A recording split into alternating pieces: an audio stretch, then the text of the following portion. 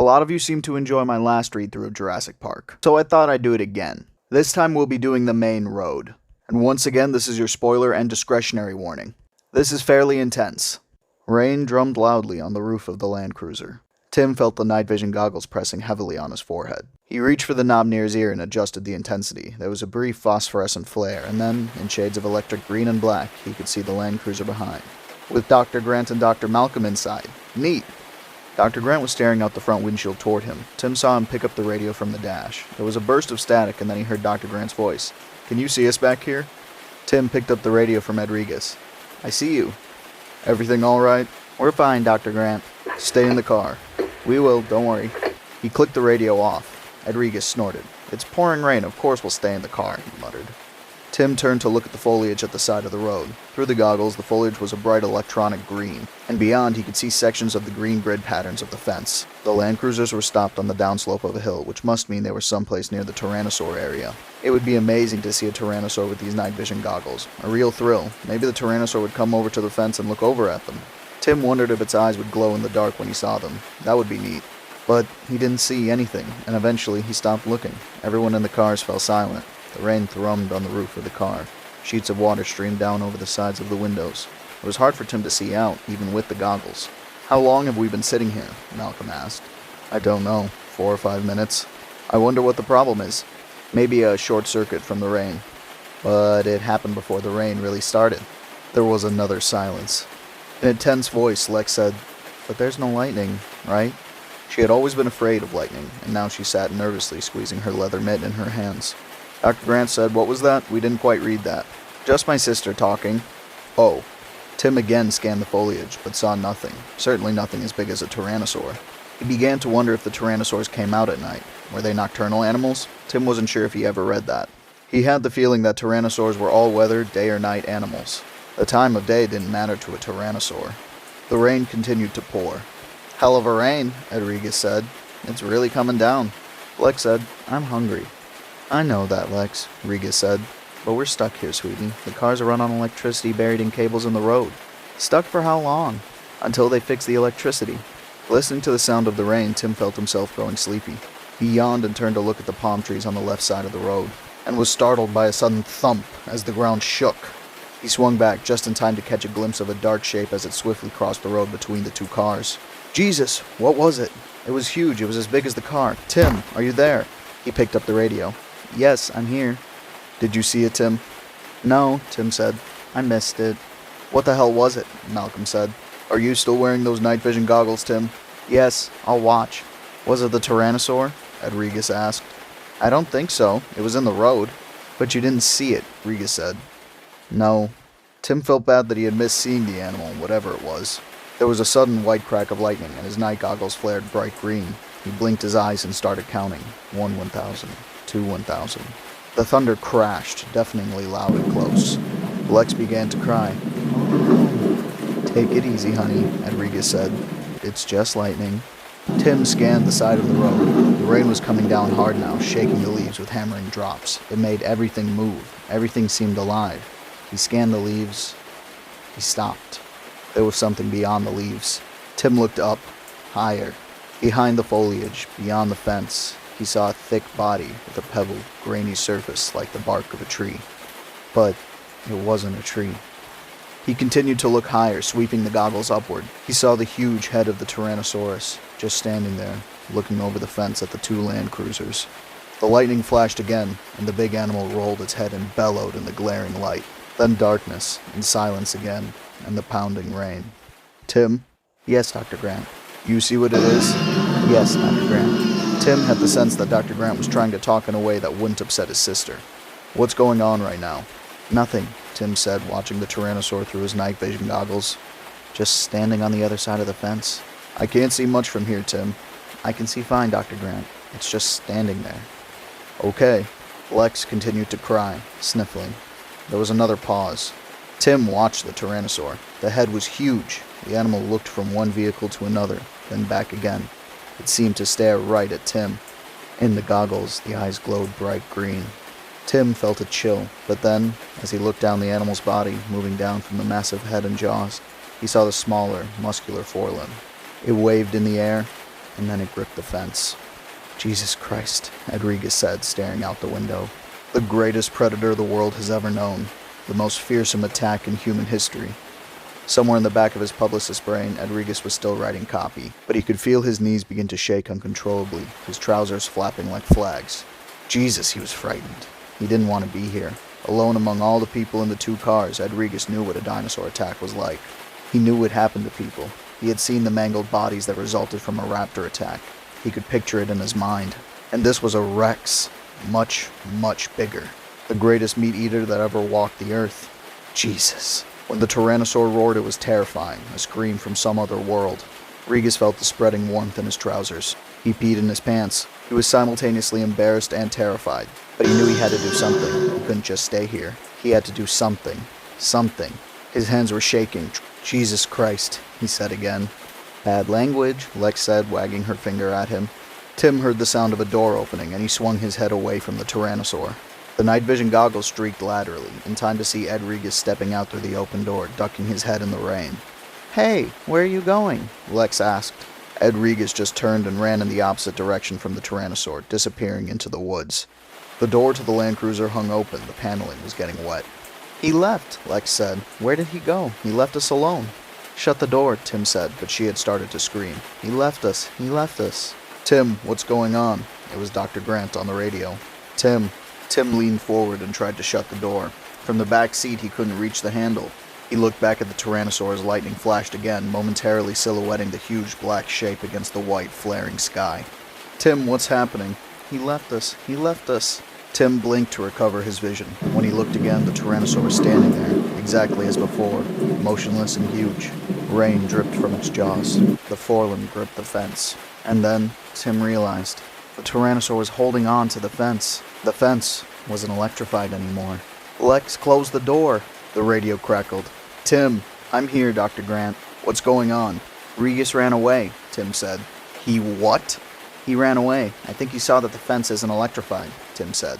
The fence isn't electrified? Malcolm said over the radio. Did he say the fence isn't electrified? Lex, close the door. But Lex was screaming, he left us, in a steady, monotonous wail. There was nothing for Tim to do but climb out of the back door into the slashing rain and shut the door for her. Thunder rumbled and lightning flashed again. Tim looked up and saw the Tyrannosaur crashing down the cyclone fence with a giant hind limb. Timmy! He jumped back in and slammed the door, the sound lost in the thunderclap. From the radio, Tim, are you there? He grabbed the radio. I'm here, he turned to Lex. Lock the door, get in the middle of the car, and shut up. Outside, the Tyrannosaur rolled its head and took an awkward step forward. The claws of its feet had caught in the grit of the flattened fence. Lex saw the animal finally, and became silent, still. She watched with wide eyes. The radio crackled. Tim? Yes, Dr. Grant. Stay in the car. Stay down. Be quiet. Don't move, and don't make noise. Okay. You should be alright. I don't think it can open the car. Okay. Just stay quiet so you don't arouse its attention any more than necessary. Okay. Tim clicked the radio off. You hear that, Lex? His sister nodded, silently. She never took her eyes off the dinosaur. The Tyrannosaur roared. In the glare of lightning, they saw it pull free of the fence and take a bounding step forward. Now, it was standing between the two cars. Tim couldn't see Dr. Grant's car anymore because the huge body blocked his view. The rain ran in rivulets down the pebbled skin of the muscular hind legs. He couldn't see the animal's head, which was high above the roofline. The Tyrannosaur moved around to the side of their car. It went to the very spot Tim had gotten out, where Rodriguez had gotten out of the car. The animal paused there, the big head ducked down toward the mud. Tim looked back at Dr. Grant and Dr. Malcolm in the rear car. Their faces were tense as they stared forward through the windshield. The huge head raised back up, jaws open, and then stopped by the side windows. In the glare of lightning, they saw the beady, expressionless reptile eye moving in the socket.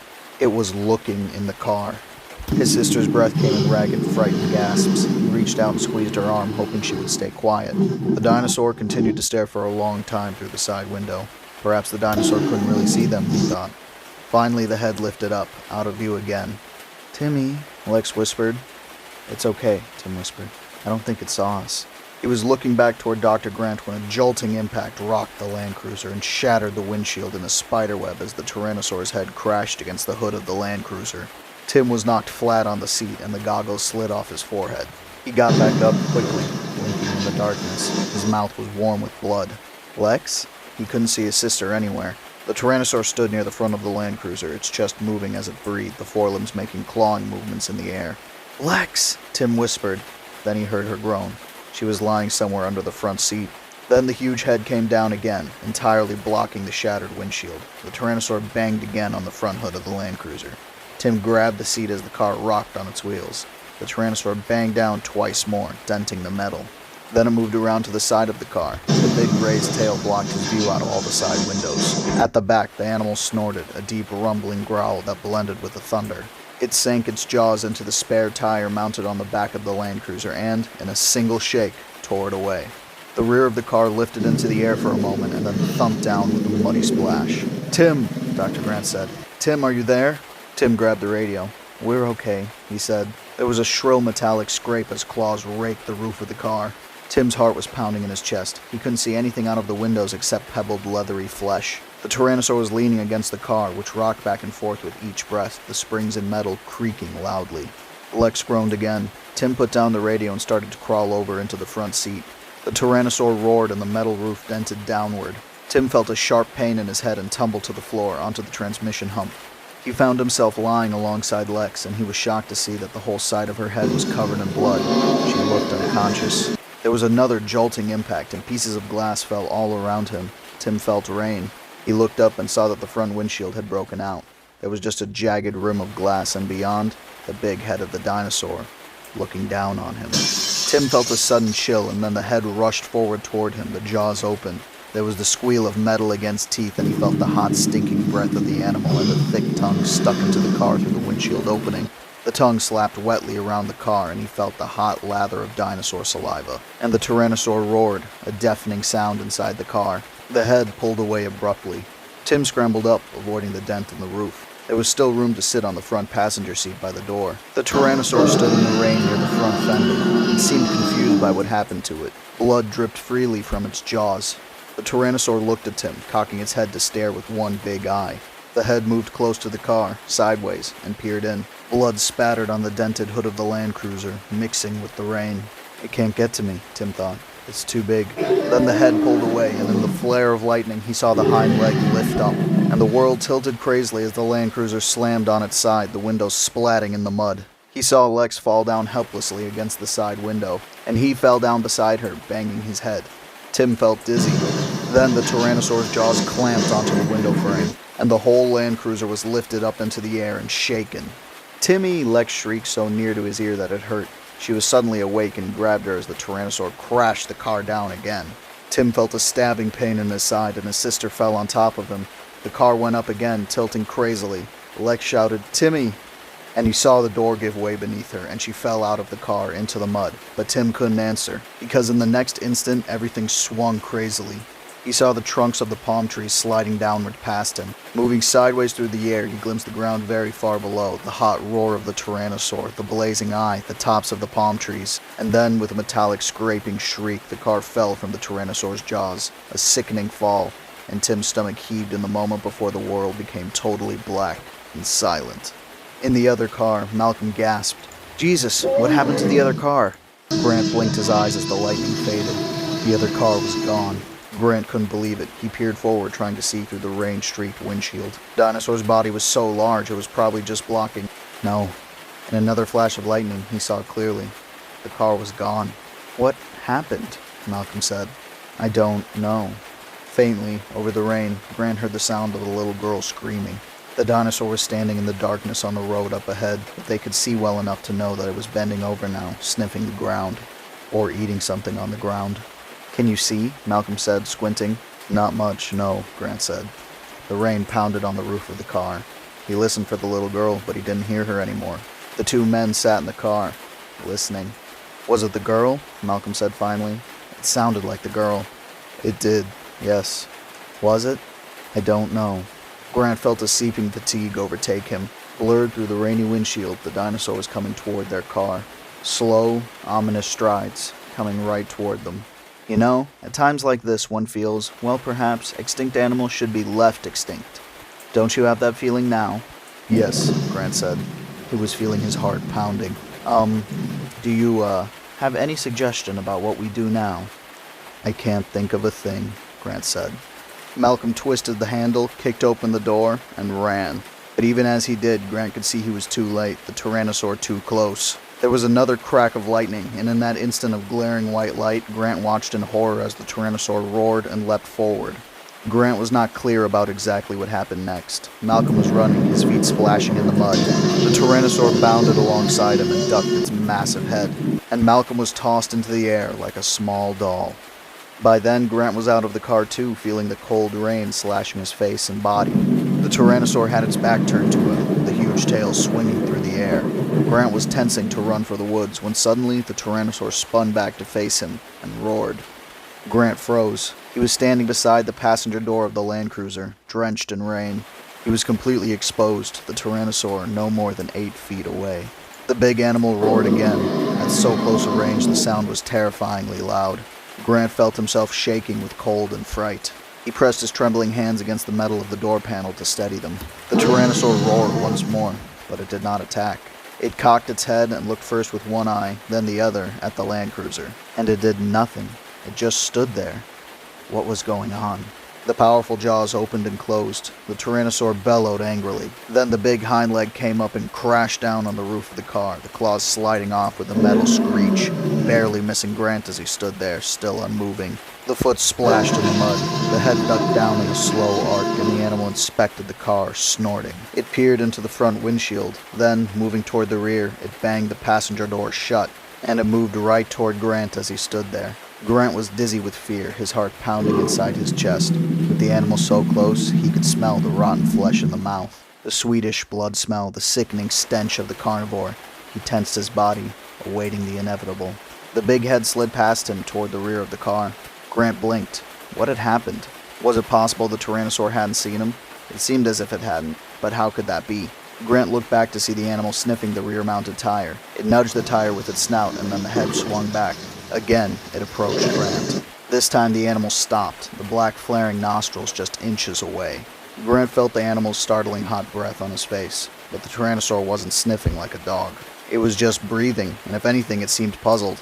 No, the Tyrannosaur couldn't see him, not if he stood motionless. In a detached academic corner of his mind, he found an explanation for that, a reason why. The jaws opened before him, the massive head raised up.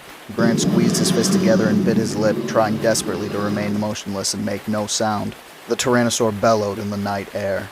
But by now, Grant was beginning to understand. The animal couldn't see him, but it suspected he was there, somewhere, and it was trying with its roar to frighten Grant into some revealing movement. So long as he stood his ground, he realized, he was invisible. In a final gesture of frustration, the big hind leg lifted up and kicked the Land Cruiser over, and Grant felt a searing pain and the surprising sensation of his own body flying through the air.